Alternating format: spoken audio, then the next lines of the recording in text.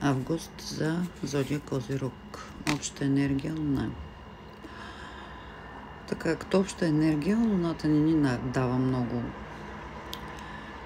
позитивизъм. Тук може да изпаднете в депресия, в апатия. Като обща енергия ще има доста събития, които дори няма да са ясни откъде идват, защо се случват и каква е цялата им идея. Луната ни дава доста неопределеност като обща енергия. Сфера отношения. Сфера отношения ни излиза карта мъж. Добре, и какво ще донесе карта мъж на зодия Козирог? Мъж, ключов мъж, важен мъж, съществен мъж в вашия живот. Тук ще взимате решения в сферата на отношенията. Така че поне отношенията ви ще се развиват. Да видим как ще се развиват. За съжаление, ключ коса, нещо неочаквано ще се случи. Ключ коса, куче. Така. В сферата на отношенията имаме конкретен мъж, който е ключов във вашия живот. Ще се търсят решения за тези отношения.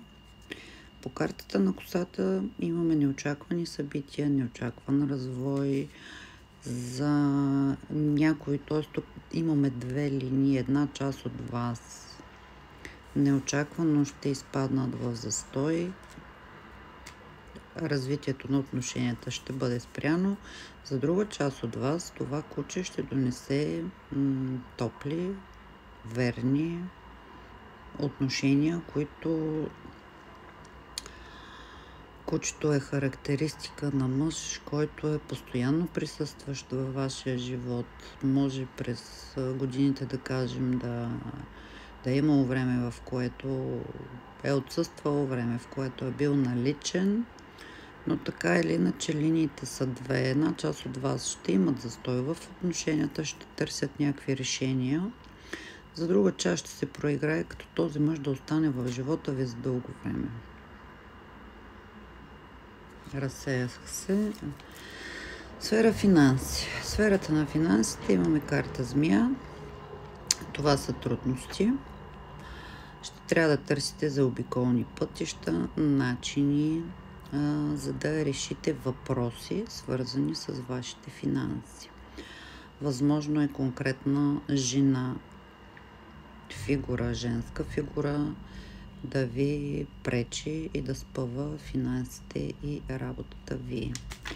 Съвет за зодия Козирог. Съвет за зодия Козирог е да останете стабилни, да заложите по-скоро на традиционните, обичайни за вас неща и да не се впускате в някакви екстремни, бих казала, събития или да взимате такива решения. Просто заложете на стабилност и на това, което за вас е познато и традиционно.